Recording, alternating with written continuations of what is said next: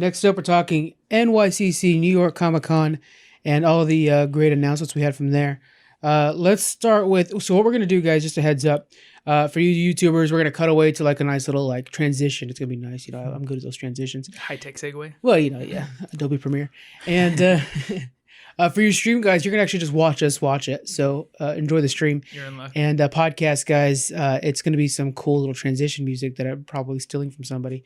So here we go. We're going to first watch we got a new trailer for Picard. We got a new trailer for Star Trek Season 3, Discovery Season 3, which I love Discovery. It has been so good lately. Phenomenal. And then we're going to be watching, we have a new trailer for a short trek. Have you watched any of the short treks yet? I watched one of them. Which one did you watch? From the first one with Dwight. I can't remember his name. Oh, yeah. That was a cute one. It wasn't like any major thing, but it was still good. My favorite one is the one where the guy, he like is lost in space and gets upon an abandoned spaceship. Mm-hmm. And it's really, really good. Finds out it's not really abandoned. No, I don't want to spoil anything for you. I'm not going to tell you anything. So let's watch this. January 23rd. All right, so that was the new Picard. I was going to say John Luke Picard show. Jonathan, first impressions, what do you think, man? That looks phenomenal. I can't wait. So clean. I just love the beautiful future that they portray. Oh, yeah. They do such a good job with our like Star Trek has always done this differently from Star Wars. Star Wars shows a more rough and crass, like hard to, struggling to survive. They're very optimistic that our future is going to be clean energy, better technology, sharing, and all that stuff. And it sounds beautiful and great. And they make it look amazing. So I'm excited for that. We've talked about this before. One thing that's important with Star Trek people don't know is it all follows World War III that annihilates like 3 billion people. Yeah. So there is that too. Yeah. Everybody that's still alive agrees on how to proceed. There's something that gives them all a good gut check. I really like that we have a lot of returning people. We have Data in there. We have Riker, Commander Riker. Yeah, that's pretty cool. Deanna Troy's in there. We have some more 7 of 9. They could just make the whole show about 7 of 9. I'd be okay with that too. I like he names his dog number 1, which is cute. Yeah. The production quality of this new show, I mean, is top notch. CBS All Access. I mean, people don't know how good they're doing. Yeah, I'm surprised. I mean, that literally it looked like HBO or one of these other more pricey networks, but that was phenomenal quality. Yeah, so it looks like they're putting all their eggs in one basket. They're putting everything they got to really give us the best product they can, because they know Star Trek's a big name. Yeah, they got all the right cast the best cast they can get. So they know this is going to be successful if they put everything into it. So I think they're doing a good job. Yeah, I think you're right. That's a very good point. The name Picard, I mean, it's called Picard. I think that's just total clickbait. I mean, they're trying so hard. Yeah. Come over and watch this one show. Yeah. And then come check out Star Trek Discovery. Yeah, check out Lower Decks, all these other Star Trek properties, because they're going to try to have Star Trek going year round. That's their game plan. I know. Yeah. I'm not hating that. The production quality, we're getting a lot of different sets, which look really good. Yeah. The San Francisco set, the first time we've seen that, I think, looks very nice. Starfleet headquarters. Yeah, Starfleet headquarters always looks so good. I like their ships. They just do really good, CGI in their ships and how the design, the way they control and stuff like that. It all looks like it is a step up in technology too. It looks very realistic. It's like I wish they had that kind of technology and CGI and practical effects, 20 years ago when they were making Voyager. Yeah. Voyager's our longtime favorite. That's such a good show. Yeah. Anything else you want to get out about Picard? I'm just so excited about it. Yeah, I'm stoked. I can't really.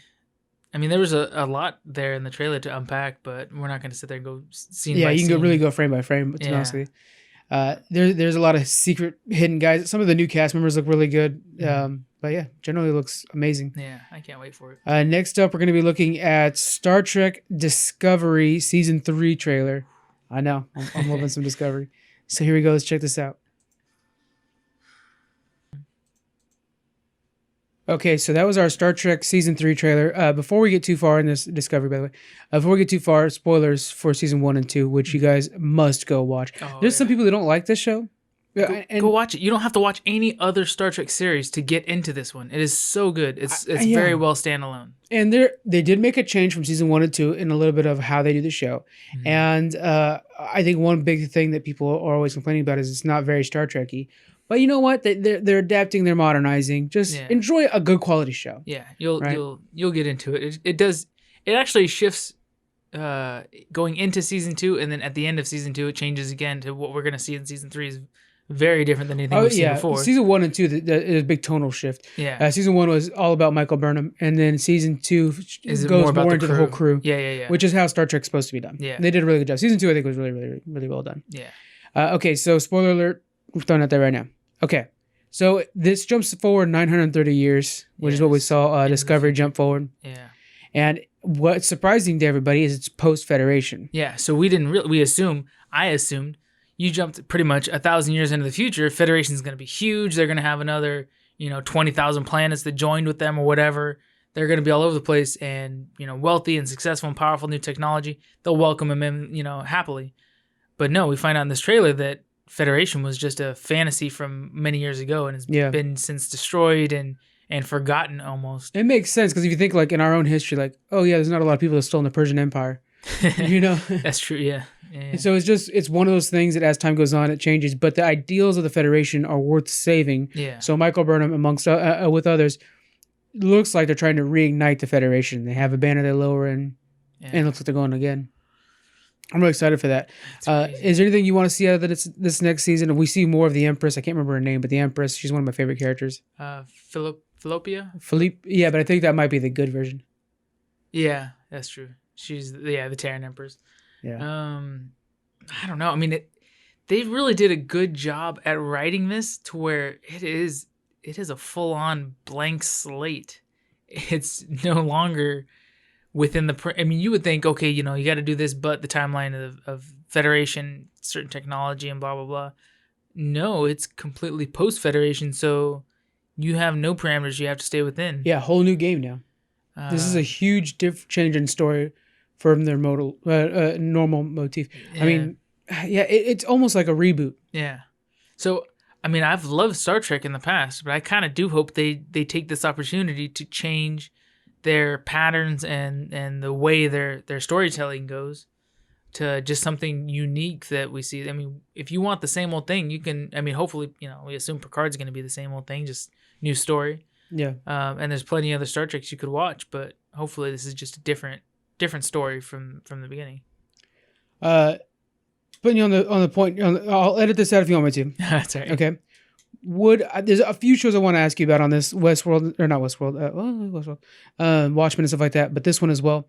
Would you want to do a weekly recap like we do in Game of Thrones, but over Discord, so it's not like it's really hard? Oh yeah, a weekly recap of Discovery. Oh yeah, heck yes. Okay. Yeah, I'm down. I can't wait. We're calling it now. We'll do it over Discord again, so it's a lot easier, easier on us. Online. But we'll release a follow-up recap of the show and what we think about it every week after that. We're penciling. You guys heard behind the scenes right now. This is so down cutting edge stuff right here. It just determines whether or not I take notes while I'm watching or not. Yeah. Oh man, that's like. In case you guys didn't know, me and my mother and John's mother as well do a Survivor podcast called Outlast Podcast.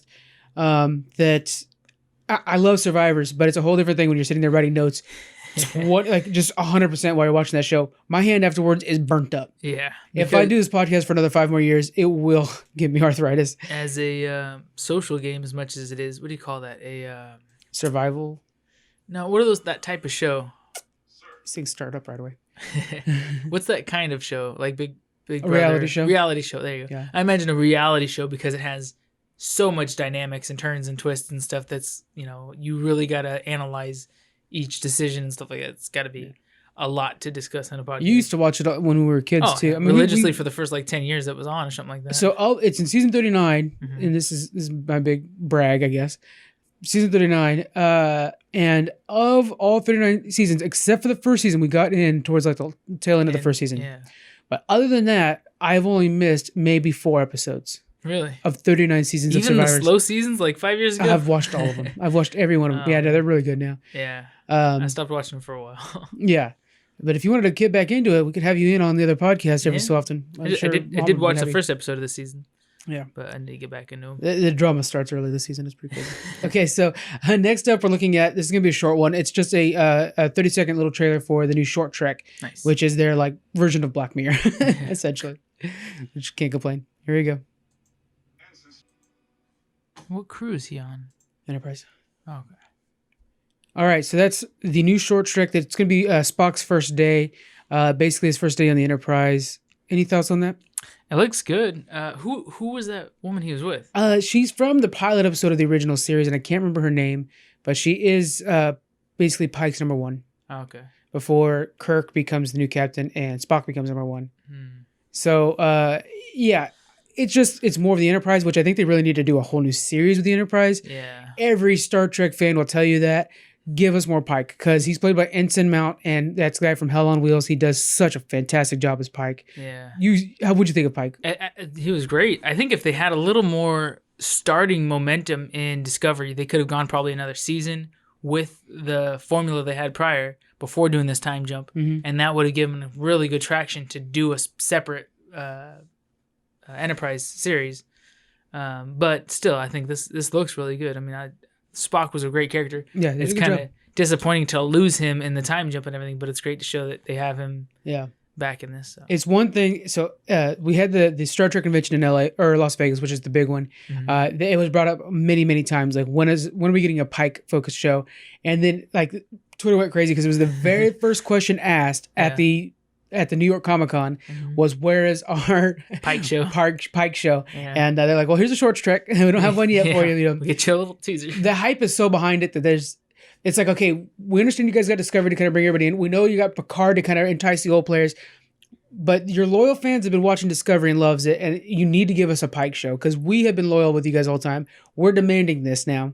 So, you know what I'm saying? They got to give us something too, which we're happy with everything, of course. What's changed in the last 20 years, do you think, that's made Star Trek fans want more? Like, I mean, we used to be kind of satisfied with what was going on. Yeah. I mean, it was slow. We had, a show came out, and then they had little kind of similar shows that weren't really Star Trek or whatever. But I think what happened is two things. First off, we got spoiled. We have so much good content out there. I can go on Netflix and like just pick something at random. Solid chance it's gonna be pretty good. Yeah. And the second thing is we had a huge Star Trek content drought. Yeah. After Voyager and Enterprise, that god awful Enterprise, we had so long without anything because of how bad Enterprise was, and then it kind of trickled back in with those new movies, and those new movies showed us a new way to appreciate Star Trek. That's what you think it was? Is the new movies just kind of reignited people's interest? It brought in a lot of new fans. It did upset a lot of the old fans. Yeah. But they need to just kind of open up a little bit. As an old fan, I'm saying you guys need to kind of open up a little bit and enjoy. If you want your kids to enjoy a world of Star Trek, then you need to be open to their world is going to be a little bit different than yours. Think of the broad strokes that you really love. These complex sci-fi ideas,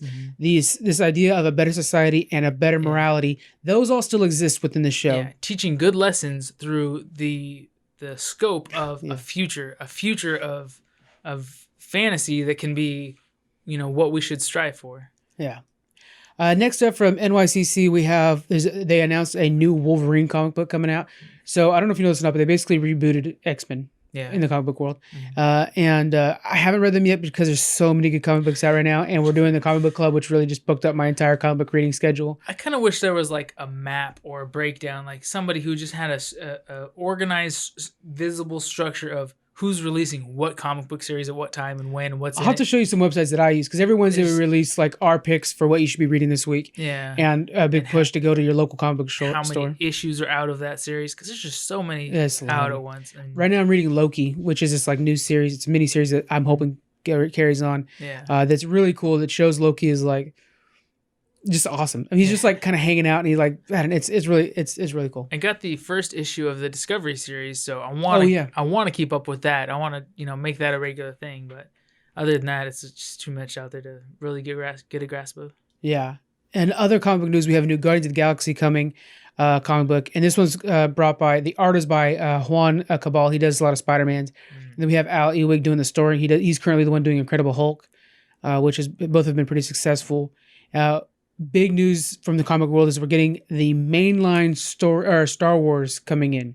This is something that existed back in the day where, like, okay, so we have like Vader's Castle, which is a really, really good Star Wars story, but it wasn't like Star Wars. This is the new series coming out is straight up Star Wars. Like, that's the title of it. Yeah. And it'll take place between Empire Strikes Back and Return of the Jedi. Fantastic time to explore. Yeah. We have a lot of our classics in there.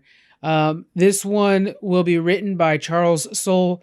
He's a veteran of Star Wars. He does other comic books as well, but he's like really the one that wrote a lot of the extended universe, really good Star Wars comics. So that's pretty amazing. Art is by Jesus Sayas, who is doing the Doctor Strange right now. And Doctor Strange rebooted, I think, 2017, maybe 2017 or 2018. Yeah. But it's beautiful comics. They've done a really good job with that as well. So that's pretty awesome. I know for comic book wise, we also got there's going to be putting out a new Thor. Thor's getting rebooted, stuff like that. So it's always kind of nice that every 5 years for the new comic book fans to jump on, and if you're an existing comic book fan, to kind of see, okay, well, let's see what a new writer thinks on this situation, because the stories do kind of get outlandish or repetitive. Yeah. So it's kind of nice to get somebody else's opinion. And it's nice to get the same kind of story or same character that you liked before. Like we were talking about Joker, we like to see the new version of Joker. Yeah. But to see the same kind of story rewritten from just a different perspective, because maybe you really liked another character, but you want to see someone else's take on it. Then it's nice to see it reboot. Sometimes, you'll get upset or offended if you really loved the way it was before, but every once in a while, you want to see a different perspective of it. Yeah. You never know. You could get a Heath Ledger Joker out of it. Exactly. And just know that there's a lot of other content coming your way. I mean, you'll find something that you like out there. Comic books is so amazing. You'll find something. Yeah. Or you could just go back and read a classic like we're doing with the CBC. Yeah. We've had so much positive feedback on people excited for CBC that now makes me really worried. Right. We have to nail this, guys. Yeah. Our first one is Watchmen, which I'll be doing the review for that. Yeah. And that'll be next week, I think. You know what we should offer? Or the week after. If any of our fans are, reading a certain comic series and they want to just send us their, recording of their review of it, we should publish that kind of stuff. We will put that out there. That'd be great, yeah. If not, so if you do, that's a good idea. So if there's a comic book series you're reading right now that you really want to suggest to people, if you record a 2-minute little review about it, we'll make sure it's in the episode. Yeah. That's a really, really good idea. Because that's one thing every Wednesday, well, except for this last Wednesday because I was a slacker, but every Wednesday we put out a post with some of the comic books that I suggest people get. Usually one of those I'm definitely buying. Yeah. And then we'll always push for people to go to their local comic book shop and support our Geek Havens, because same thing with GameStops or video game stores. Growing up, being a geek wasn't necessarily like popular. Right. Nowadays, I think it's a lot easier than it was back then. Nowadays, even being a geek is like there's a trend to it, but it's not. I don't think it's real geeks. There's people who are just kind of buying into the stereotype. That's a good point. Yeah. But you used to be able to go to your comic book shop, go to your GameStop, go to where they sell Yu-Gi-Oh cards. Yeah. Or when I was in high school, we had a Pokemon club where we played Pokemon cards and played Pokemon on our Game Boys. And how old am I? If you had a cool math teacher, he would let you come and play science teacher for us. Yeah. Let you go play in his class during lunch. Dude, okay, you had one too then. It's so funny. Like, oh yeah, you guys are in the cafeteria. I'm in Mr. Bronson's class. Right.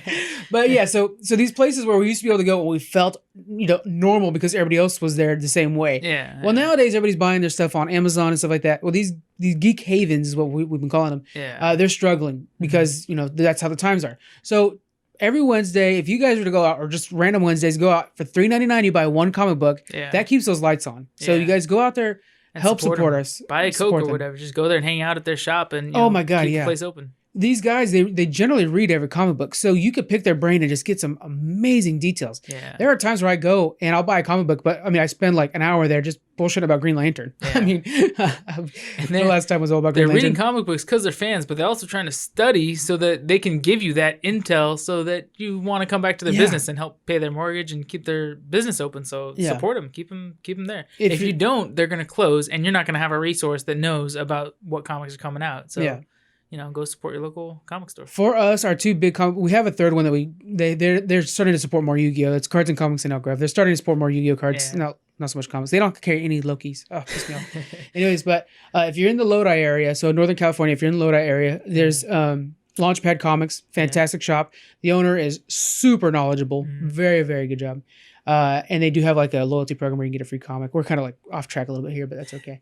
And then if you're in Sacramento area, the much bigger place, I can't suggest Oblivion Comics enough. Yeah. It's a coffee shop and a comic book shop. They do special toasts, right? They do they do like avocado toast, real special ones that are like, oh, this one's Flash themed. Peanut butter Cheerios toast or something like that.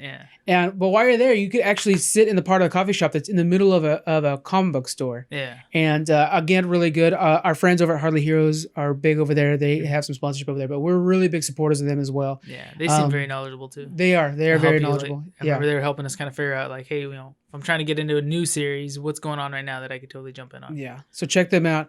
We're going to be announcing later on, there's a convention that we're going to be doing. And during that convention, we're going to go ahead and, after the convention, sneak away and check out Oblivion Comics. So you guys can follow us there if you guys are in town. But we'll get into that later on. Okay, so let's go ahead and go to the next part here. We have a Lost in Space Season 2 trailer. And that's releasing Christmas Eve, December 24th of this year. Lost in Space Season 2. I'm pretty excited about this because so the first season, I didn't care for the beginning, but I liked it as time goes on. Yeah. What'd you think of Lost in Space? Are you excited for Season 2? I know I liked it all. I can't remember where we left off at the end of it. The robot is missing and they're like lost literally in space again. They're not on they're not on that planet anymore. They were doing something to try to get back to their space station, right? Through that wormhole. Right. Yeah. They ended up. Yeah. You're right. Okay. Yeah. So I really liked it. There was that whole issue with the deceit from the one woman chick. I can't remember. She's like a scientist that's like lying to him, doctor something. Yeah, she's lying, pretending she was a scientist. She was escaped during the evacuation and everything. And yeah, I mean, I think it's a good show. It's not like the best show. It's kind of a little corny. It's a little family friendly. Yeah, and a little surface. Everything that's going on is just right there at the surface. But it's really cool. It's good to watch, especially if you got kids and you want to watch a sci-fi show together with your family. It's perfect. Yeah, right down. I think it has a little bit for everybody. And the acting is cheesy in the beginning, but I think they get better over time. Yeah. The mom is from Deadwood. I really like it from Deadwood. So. Yeah, I think the show as a whole gets better with a little time. It definitely does. The first half of the season one, or it kind of finds its rhythm after a little while. So let's watch the trailer for Season 2. Noise. 3. 2. Oh, yeah. Okay, so that's our trailer for Season 2. What did you think of that?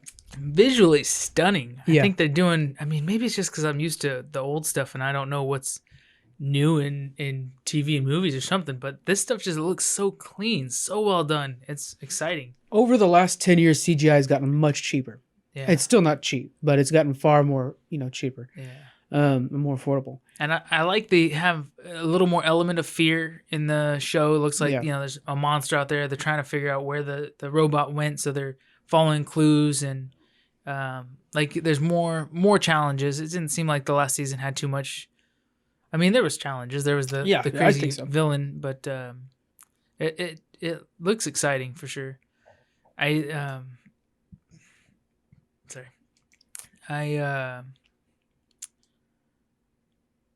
forgot what I was gonna say.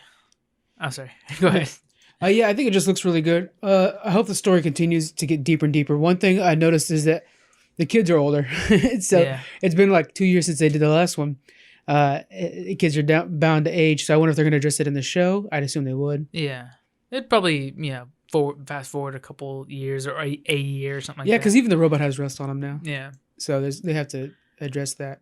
I like how it looks like, because this show has been successful in the previous season, that they're deciding to go ahead and put a little more money into it, a little more funding, and that's why where they showed like a space whale kind of thing. So you can definitely see they're investing in quality CGI and making it look crisp, and I hope that means we can see more seasons to come too, not just 1 and 2, but maybe 5 seasons or something like that out of the show. Even within season 1, the first episode was garbage. Like, it was such bad CGI. Yeah. But as the show went on, it got better there too as well. Yeah. But it looks like they're really throwing in some cash. You've pointed out to me before too certain scenes where they make sure not to show certain angles because it would show something else or more. Right. More, the space or whatever that would cost a lot more. So stuff that they can easily do with practical effects, they would show that way. So for what he's talking about is in the first episode, it's basically a girl gets stuck in the ice after they crash on the planet. And so you do get a nice shot of them crashing on the planet. Yeah. But then majority of that show is done in that one frozen pond. Yeah, in that ice. And then from different angles within that part. And then in a forest. Like, that's the 2 shots you really get for the rest of the episode. But that's the pilot episode that needs to be as cost effective as possible. Yeah. So it's understandable, but it is one of those things where it's like, Okay, so next up we're checking out, they had a new Snowpiercer series trailer. So, yeah. It's a series? Yeah. Oh, I didn't get that before. I thought it was just a Snowpiercer 2. I thought it was just going to be another movie. No, it's a new series. Oh my God. Who's making Prequel. it? Who's making it? It's on TNT, and okay, so to give you guys, you remember that Alien show on TNT that was pretty good? And then it got real bad. With the one that could flip through the books? Or is that Nickelodeon? No. Aliens attack, and it's got the guy that's like the librarian that, Falling Skies. Falling Skies. Yeah. I remember that. So think of that quality. That was TNT? That's TNT. Oh, wow. So hopefully it gets bought out by somebody better. No. So cool. They released a new trailer. So the trick is they released this little short trailer that's mostly animated. That's okay for NYCC. What's up? Hopefully this will be the AMC's Walking Dead. Because I'm very down with that. AMC was nothing before Walking Dead came out. And I think this one, again, it feeds into budget friendly. We'll talk about that afterwards. Yes. So what we're going to do is we're going to watch the short one that came out in NYCC, and then we're going to watch one that they apparently released here in San Diego Comic-Con. We may have reviewed it on this podcast. I just don't remember doing that. Right. So I'm not sure. That night that we did the San Diego Comic-Con review, I drove an hour away to Squeak's house and was there till like midnight watching trailers with him and recording. Oh my God. So I don't remember most of the episode. Right. I was so tired. I'm not sure how I got home. Yeah, really. And so let's take a look at it and see what we have here. All right, John. What did you think about the Snowpiercer trailers? God, that looked amazing. I need to stop being so positive with so much stuff I see. Me too, man. It's hard not to get excited, but they do a good job. I feel like it's marketing. They're pretty good. Of course, it's all the good cuts. Yeah. They know how to aim at what we like. But that looks cool. That looks clean. That looks like it's gonna inspire pop culture movements in the future. I think so, like the movie did. So what we just watched was the NYCC, which is an animated moving to live action, and then we watched the San Diego Comic-Con version as well as a follow-up. So I think the animated one will probably be used in the show, and it's a good way of kind of cutting budget and showing like this is what happened to the world and stuff like that. They don't have to actually like CGI that in. I was thinking, okay, budget-wise, this show is perfect because other than the wide shots where you see the train moving through snow, for the CGI shots, we probably need like one an episode, not very long. Yeah. All of it can be on set in a room. Every set is like 10 by 30. Yeah. You don't ever have to be bigger than that. Yeah. You could operate your entire show off of maybe 5 train cars. Yeah. And you just keep repeating it like, hey, we need this one to look like a daycare. So you just like move some desks in and stuff like that. But it's, again, all the same size. You don't ever have to change that. So it really, budget-wise, is great. Yeah. Now this, I had originally thought this was a prequel, but this looks like it might be just a retelling. I mean, it could be pretty cool, right? I don't remember how many years the one that we... This one was 6 years later. But I'm not sure about the original one. But from what I've seen, it looks like it might just be retelling because it looks like it's the same kind of events going in order. Yeah. I really like this actor too. He's from Kimmy Schmidt, but I don't remember what else he's in. Yeah. I don't remember even... I'm terrible at reviewing, I guess, but I don't remember from the first movie what the timeline was. Yeah. I want to say it was like 300 years later, I thought. No. It definitely was not that long. God, I don't think it was. Now maybe I'm wrong, but I thought it was a lot of like a long time in the future that train's just been chugging and chugging. It may be, but I don't think it was that long. That seems crazy. Yeah. I don't know, but to me it looks really good. It looks like they're putting a lot of money into this one. Hoping for the best. Yeah. And it's an awesome concept too. Like you cannot fly. Like there's a lot of ways to do this right. I imagine because you have such a blank slate and a very cool, interesting, controversial concept that anybody can fantasize about different ways of making it work. So I think it leaves a lot for them to work with. So I think I'm sure they'll do a great job. Look at Joker. Look at all the things we're getting nowadays. Poor versus rich is a very common theme. Yeah, it's clearly ringing true to people. Yeah, and you see that in this trailer that's a big factor in it. Is some people on the train are at a 3,000. A handful are living comfortable and wealthy and whatever they want, and the others are suffering and serving and dying. And so it's going to be an uprising more or less. Definitely. Next up, we're going to be looking at the trailer for the new Walking Dead series. All right, we just watched Walking Dead Universe. Jalen, thoughts? It looks interesting. It looks like they're definitely making a shift, a change in gears. They're not sticking with the traditional. Yeah, I think this is a whole new thing within the Walking Dead universe. It's literally called Walking Dead Universe, from what we can tell. I think that's the idea, is that they're making like a different genre within their own universe. Yeah. So we see that they're building up this new hero. The girl's talking about her dad and the future that he's trying to forge and stuff like that. Yeah. And I noticed that each of the characters, when they're walking, I specifically see, and maybe it was made for eye candy, or at least it interested me. One of the kids has a giant crescent wrench, a giant wrench. Yeah. Is his weapon, and it's like 4 feet long, and imagine it's an industrial, putting together bridges and stuff. Okay, yeah. But seeing that and then noticing the other characters, I realized it looks like they're very well planning or whatever made up for a video game. Like, the way they're each super unique and they have different weapons and different gear and everything. I was thinking like, man, that'd be kind of cool if they. I mean, it kind of looks like they're trying to make this more of a teen. Yeah, definitely focus on the youth. Yeah. Kids surviving in the future and stuff. So maybe that's what it is, that they're trying to draw on the next generation. Walking Dead was cool for people our age, but now they're trying to get the younger teens of the next generation into it. But it's about survival, but not just surviving these hordes of zombies, because they've been through that. It's about it looks like it's about rebuilding society and what that means and how to get back to the level of technology and sophistication they used to have, or we used to have. So it looks good. I mean, I do think I don't think it's really made necessarily for us, but I think for the younger generations, it'll hopefully ring true. So. Yeah. I don't think it's because me, it looks real dumb. Like, I'm not a big fan of it. Yeah. I think it's way too much teen drama. Well, yeah. I mean, I'm not a fan. I don't watch the Arrowverse. Next episode of the podcast, we're going to do a deep dive on the Arrowverse, do a recap so you guys can catch up with me. Oh, gosh. We all watch it together, guys. But yeah, it feels okay. Yeah, very Arrowverse-y, I guess. Yeah, not too great. Yeah. On to the main Walking Dead line, though. Maggie is coming back for the next season. Walking Dead line. Nice. I like it. And they did confirm that season 11 is going to be happening. So we're getting more of the main story. And again, that has gotten way better after they did Time Jump. It has fixed a lot of the show. When did the Time Jump was in this just last season? The last season. Okay. I can't suggest it enough. It helped the show tremendously. Negan killed the show for me. I could not watch past the first couple episodes with Negan. And Negan still exists, but his transformation, I think, is notable. Oh, yeah.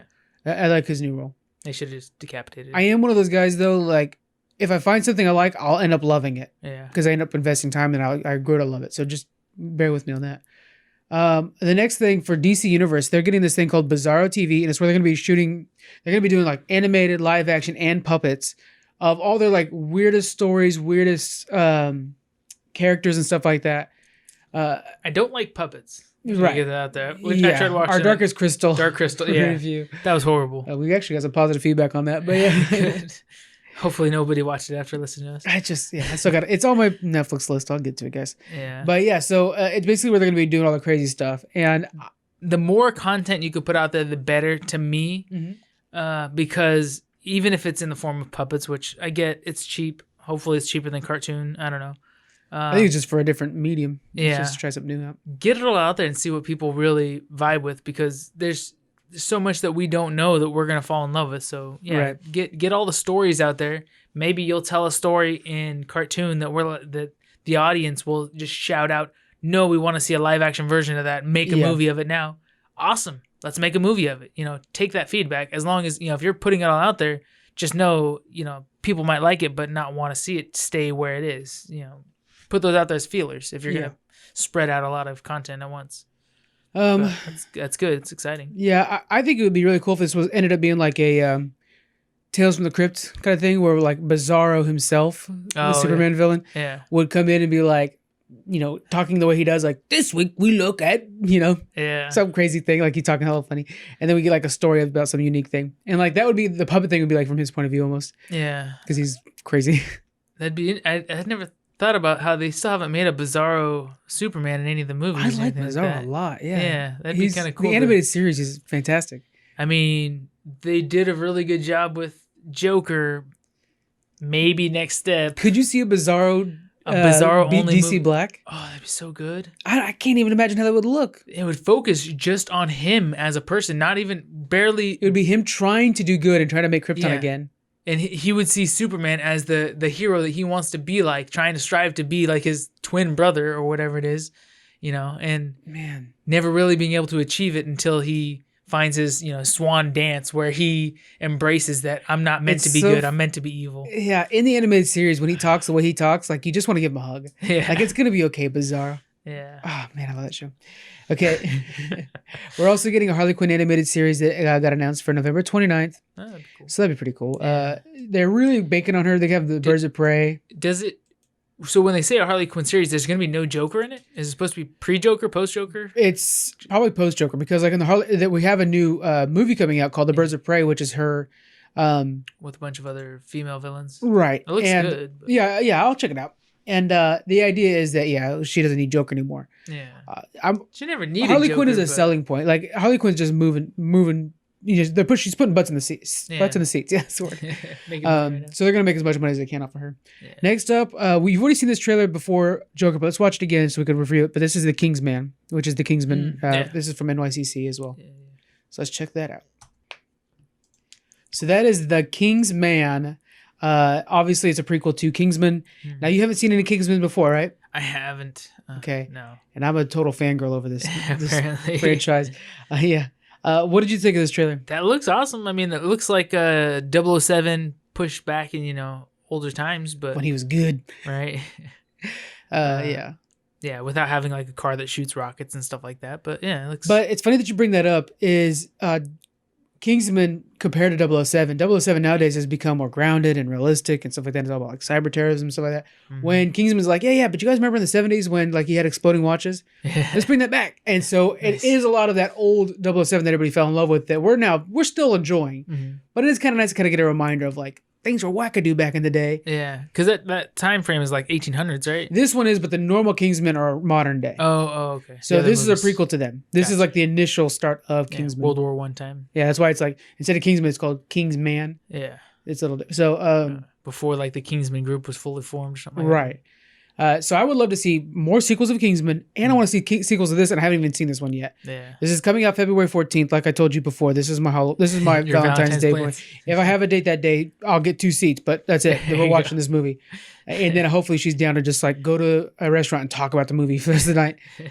I cannot wait for this movie. I'm really excited for these movies. We'll do a review for them. I know we try to make sure we're like geek oriented, but like horror films we tend to do reviews for as well.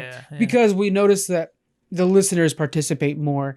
They participate as well in horror films and some action movies like John Wick. Everybody liked the John Wick movie, listenership. So we try to address what you guys like. So that's one of the things. Some other big announcements from NYCC is we have a spinoff for Big Mouth. This one's going to be called Human Resources, and it's all about the professional life of the monsters. So if you guys have seen Big Mouth. The TV show? Yeah. Oh, okay. The Big Mouth, the TV show? I've seen it. I don't really care for it, but I've seen it. Okay. So you know the monsters in there, the puberty monsters? Yeah. So they're getting their own like professional, like The Office, essentially. Oh, okay. And then, let's see, what else we have? I think that's basically it for NYCC. I think everything else is regular big news. Yeah.